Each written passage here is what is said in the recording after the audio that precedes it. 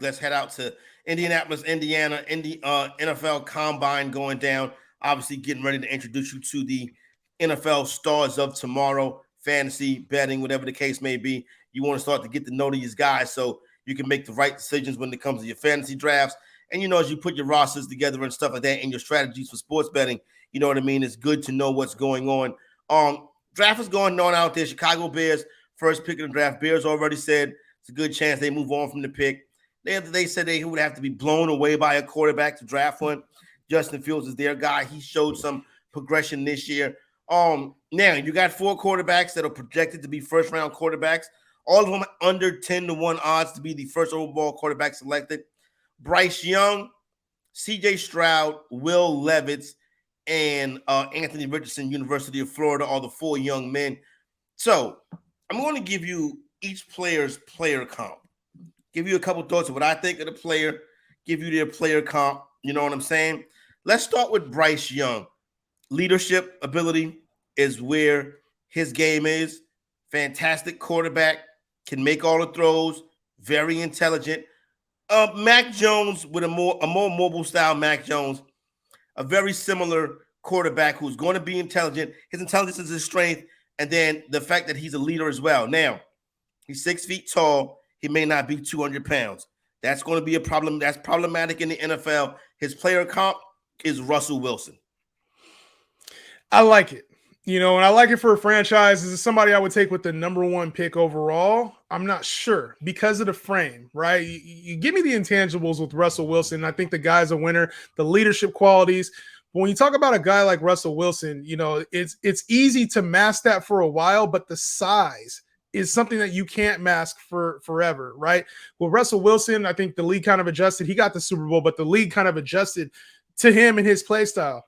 And when you talk about a guy like Bryce Young, it feels to me that there's going to be some adjustments to his play style. It might catch people off guard at first, but you can adjust for a smaller player. Those hits are going to start coming a little bit harder. So I probably wouldn't take him with the first pick, but I could see him having success in his career. C.J. Stroud is regarded as the number 2 quarterback in the draft class for most all draft sites. Ohio State quarterback really had a fantastic game in the college football playoff. Showed he can make all the throws. Showed he can go out there and compete against an NFL defense. That's what the University of Georgia brings to the table. 6'3", about 220-ish is what he's going to weigh in at. His player comp is Dallas Cowboy quarterback Dak Prescott. If you turn the ball over like Dak, I don't want no parts of him. But if you take the good things from Dak, the mobility, the decision making, the ability to be accurate with the football down the field, the good parts of Dak Prescott is what we see as the player comp for Ohio State Buckeyes C.J. Stroud. Yeah, and you think about it, it's the safe play. When you talk about Dak, he's not the fastest. He doesn't have the strongest arm. He doesn't make the best decisions. We talk about a player like Dak, he's safe, and I think that's where C.J. Stroud comes into the equation. He's safe. He's got the safe build. He's got the mobility. He's got the arm. A lot of things to like. He's been at a big program. Like, there's a lot to like with C.J. Stroud. I think he's the safest pick out of the top 4 quarterbacks in my eyes. And the upside, when you talk about Dak, he's never going to be the best quarterback in the league. I don't think he's ever going to be that, even if he was dialed in.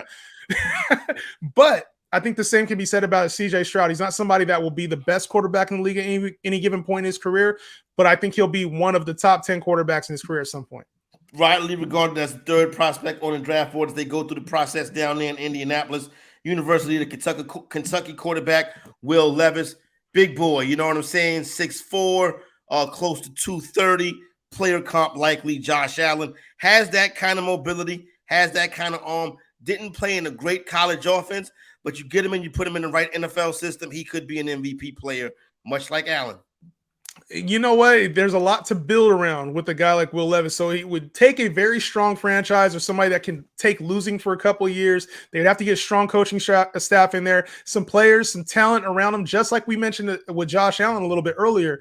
Having that team around him will bring a lot more success. So I think there's another player that kind of reminds me of that, like a Carson Wentz type of player, a little bit lower program, but has a lot of the strengths that you want to see in a quarterback. It really comes down to, can you put talent around this guy in order for him to be successful? Will Levis has to go to a program that has a good or a team that has great coaching, great talent around them. And finally, final quarterback likely to go in the fourth round, 7-1 odds to be the top overall quarterback selected.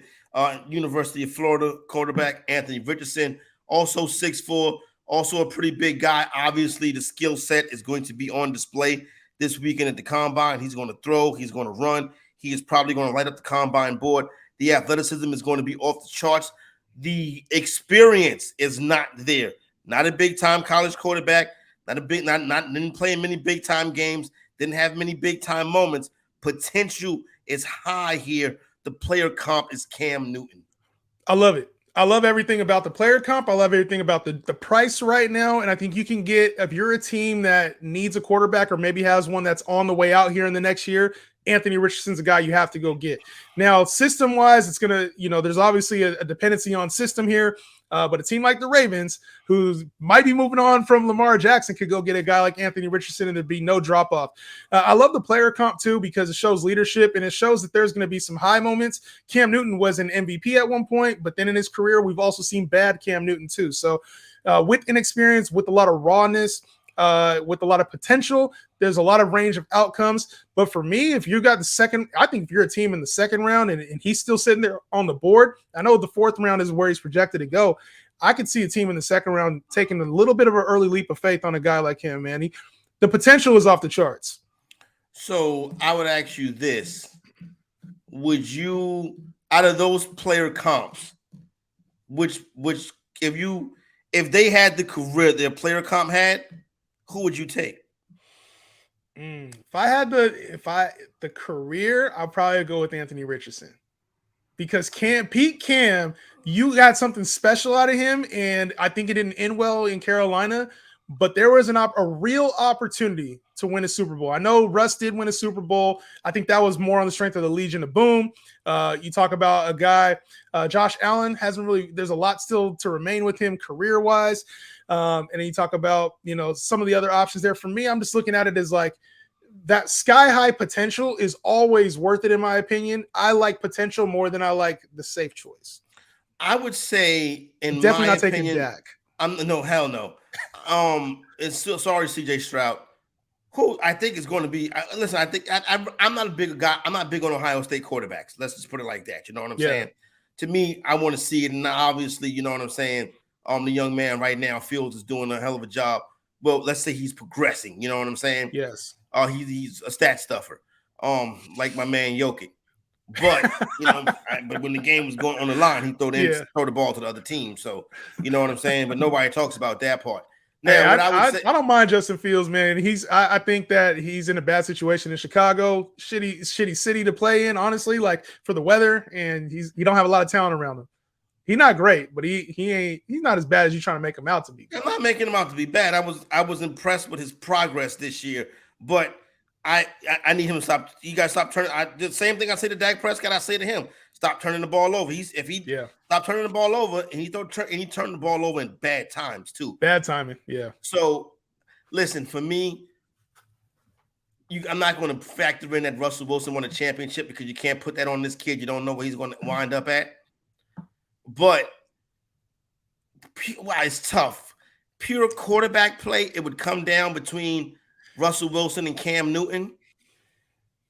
It's a real close call, but I probably would give the slightest of edges to Cam Newton, because in his prime, he was more dominant, I think, than Russell Wilson ever was in his prime. Yeah, that peak 2015 year for Cam was something you don't see that very often. Like Josh Allen, to me, is trying to get to Cam Newton levels. But the one thing, like, it's curious to me, it's kind of interesting that both of us chose the Cam Newton career as opposed to Russell Wilson. I know Dak and Josh Allen haven't really earned anything, but choosing that career versus Russell Wilson, why did you take that instead of Russ?